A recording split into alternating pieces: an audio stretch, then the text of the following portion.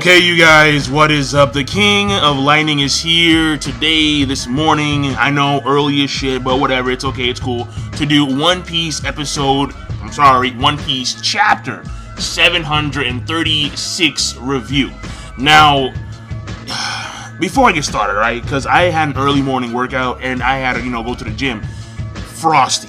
It is frosty as all hell in Buffalo, alright? Oh my, straight up Tony the Tiger frosty.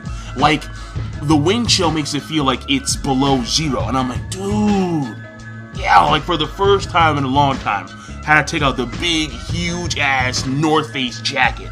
I'm like, yo, I rarely take it out. I rarely use it. But it is that cold. When the temperature is zero and there's a wind chill, and on my phone, there was a wind chill warning. I was like, but it's below, it's zero. What the fuck? So, real frosty, but whatever. Let's move on. Because you guys don't care about that. You guys care about the chapter, alright? My frozen ass doesn't mean shit to you. Whatever. This week's chapter, One Piece. Okay, where do I start? Okay, no, I know where to start. It's very obvious. Oh my god. Oda. Stop dick teasing, please. It's like... When Oda revealed that Sabo was in fact alive, it was like an orgy was about to take place, and all we had to do was see his face, because we want to see who we're fucking. But there's a problem. Oda continues to dick tease when it comes to Sabo's face. So we're waiting for when we actually get to see his face, and we get to see his face, kind of. He's wearing shades. I'm like, oh...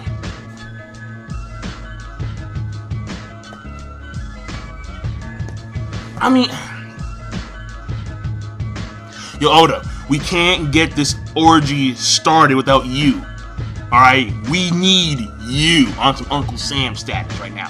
And the thing here is that all we get to see of his face is that he has this real big scar on like the left-hand side of his face. Which I would assume he actually acquired that when he was hit by the cannon during the whole Goa Kingdom incident. When he was leaving the island, and in came like that giant, huge Tenrobito, galleon ship. And then one guy had a cannon and just fired it at Sabo's ship. So that's what I'm assuming, that he got it from that incident. But the thing here is that, again, I really want to see Sabo's face. I want to get like this orgy started, because the One Piece fans are waiting. We are waiting. We are stoked. We are psyched. Where's his face? What does he look like? And we get to see a scar, and he's wearing shades, real big shades. Can't even see his eyebrows. Like, fuck. So, Oda, we love you, but you get that. Now, that being said, let's move on. That's number one. Number two. Okay. Laoji. Wait, what? What is he wearing? Yo, dude. He looks like Aang from Avatar. He has like the arrows going like his thighs and shit. He has some weird like stance, like I'm like, what is that? Like who are you? But it's funny. And the thing here is that he winds up actually facing off against the toy soldier and the dwarves. And he can see them, has to put on his specs real quick, but he can see them, and so their speed is irrelevant to him. And the thing here is that apparently he pulled a Zoro, like he got lost. He was supposed to protect the factory, but instead winds up like going in the elevator. To where, like the elevator between the factory and the palace on top. And he wound up there, and so the toy soldiers, so now they're having a face-off. It's like this dwarven army, or a part of the dwarven army versus Laoji. And Laoji is spanking. This old man has some skill. Now, does he have a power? I'm not too sure. But right now he's using basic, regular hand-to-hand skills, and he's whooping ass. So, but then again, it's a toy, and it's dwarves. Well, no, the dwarves are actually strong. I'll give them that, because remember, like the one dwarf, I forgot his name, the one that's with Zoro, he got mad, was punching the ground, and buildings were collapsing. These little dwarves are building level. It's like, what the fuck? So, probably more, because this dwarf was crying and he was hysterical. There was no focus of power. Either way, the thing here is that Laoji doing his thing. I mean, he's not as cool as, Senor Pink, alright? He's not, Mr. Seasoned over here. He's not, hard boiled, but he's still pretty cool, Laoji. And he has some weird, like, It's yeah, it's Oda, alright? So I'm not gonna complain, it's Oda. So that's number 2. Number 3, Diamante, or Diamante, whatever you wanna call him. Yo, dude, I mean, he really belongs to special powers, because that's a really special power, but it's not, like, super special. But it's, no, but it is, though. Like, it's pretty hacks when you think about it. This guy ate the Hira no Mi, or the Flutter fruit. So it sounds really lame, it sounds whack. It's like, whack sauce. But it's not.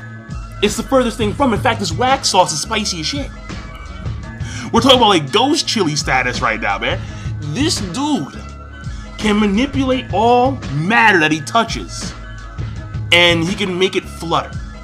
So basically, any matter he can touch, he can rearrange its structure by first making it flutter, by having like a wavy, controllable shape. And we see his cape, and apparently his cape is made out of steel. No, it is steel. His cape is not made out of steel. His cape is steel, but it flutters in the wind because it's touching him.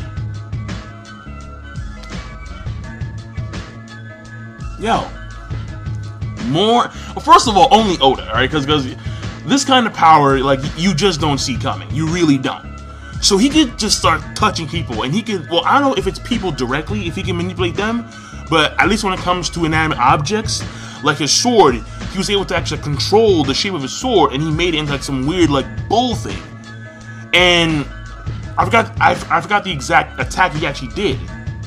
Like Korada something, like Rock Cardia something. I forgot the exact name. But the thing here is that what impressed me the most was the fact that his cape was steel. And the dudes who ran in there to take on Rebecca, they were taken on instantly, like that, like, and then Cordia, rock, bam, over, done.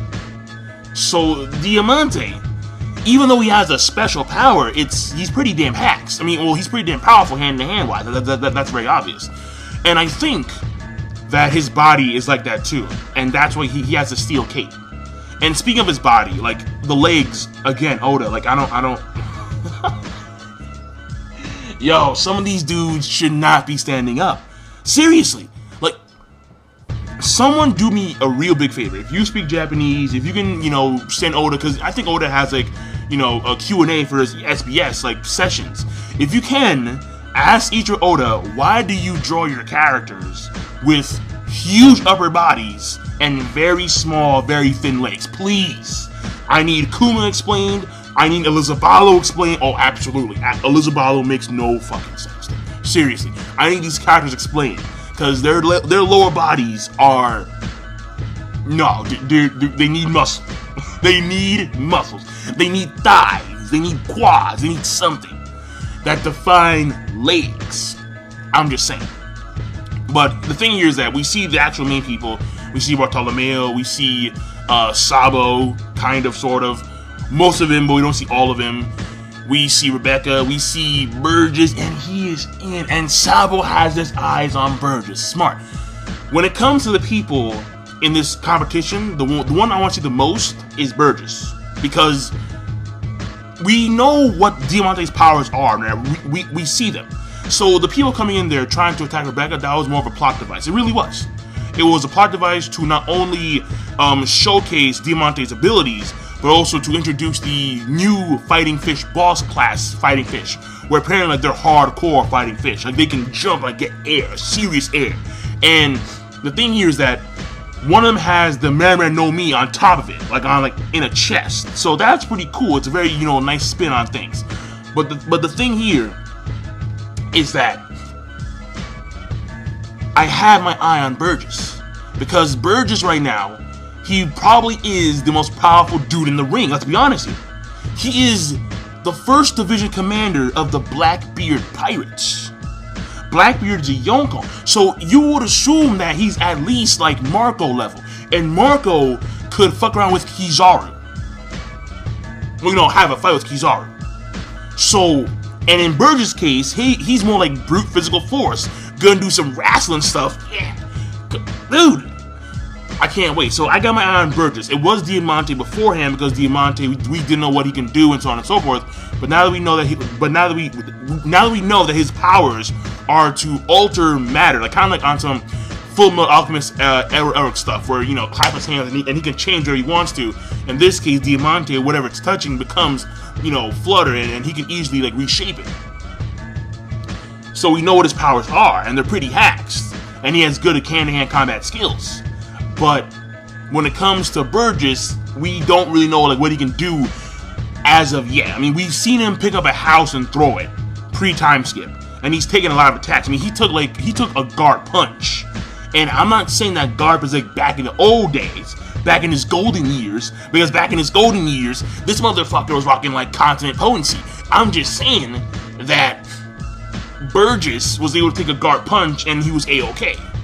So I'm just saying that I really want to see Burgess do something, like, go all out, show his strength, what he can showcase, and so on and so forth.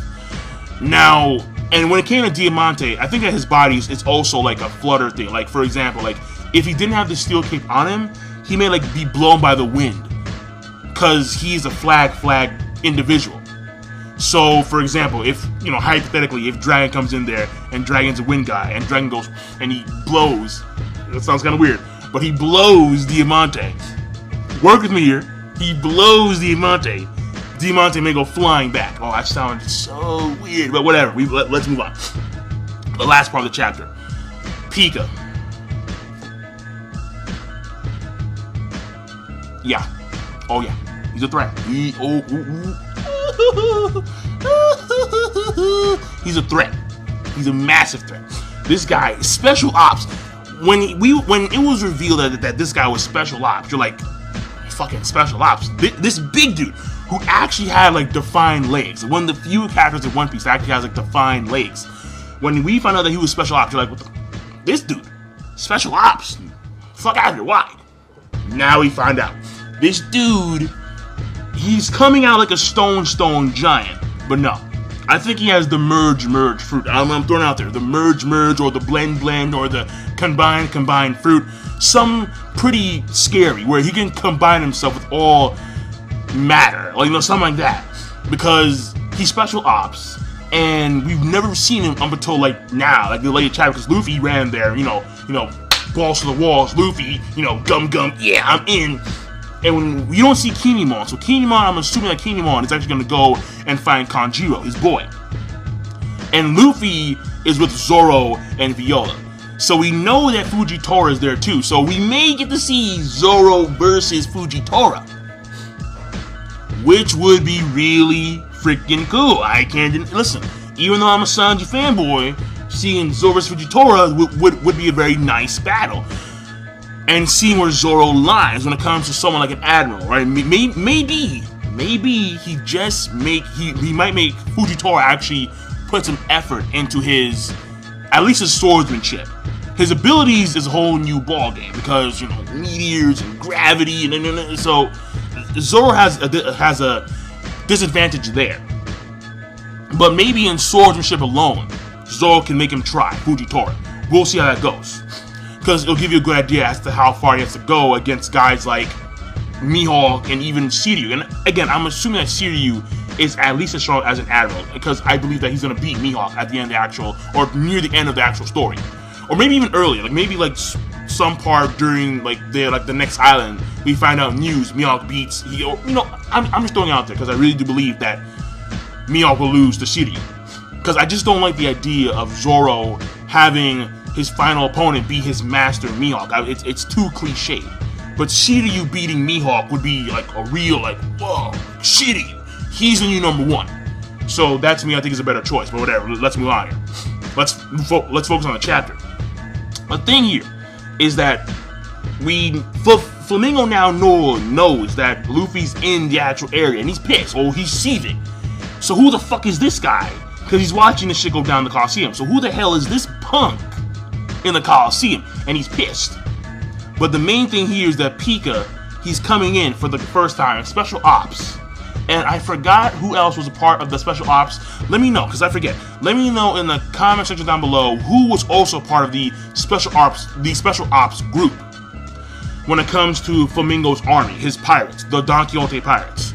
But I do believe that it is the merge, or the combined bind fruit, where he can merge himself with all inanimate matter, something like that. So I'm done. The chaptering overall, I thought was a really good chapter. I'm gonna give it a good good plus to great.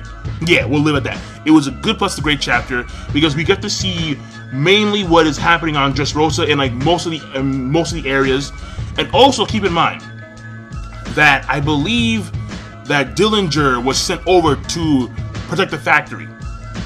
So even though Lao Ji got lost, Robin and Usopp will probably run into Dillinger. So how that works out, I don't know, because Dillinger was able to fuck up Bellamy, though Bellamy was wounded, and Robin herself is pretty. So we may get to see Robin have a full-on fight, which has been a while. And that was, Yama back in Sky P, alright? Mr., Pound Mountain, or wherever the fuck, Axe Mountain. No, yeah, this dude with the speed, the ridiculous speed. Huge as fuck, but he had speed. He had really small legs, he had speed. I mean, no damn sense, Oda. Seriously, someone asked Oda, why your characters have such small legs? Shit. But either way, I'm done. The chaptering overall is going to be a good plus to great. Fuck it, great, why not? Because I'm biased, who cares? And I will see you guys later. Be sure, of course, rate the video, comment, and subscribe as always. Peace. Have a nice day.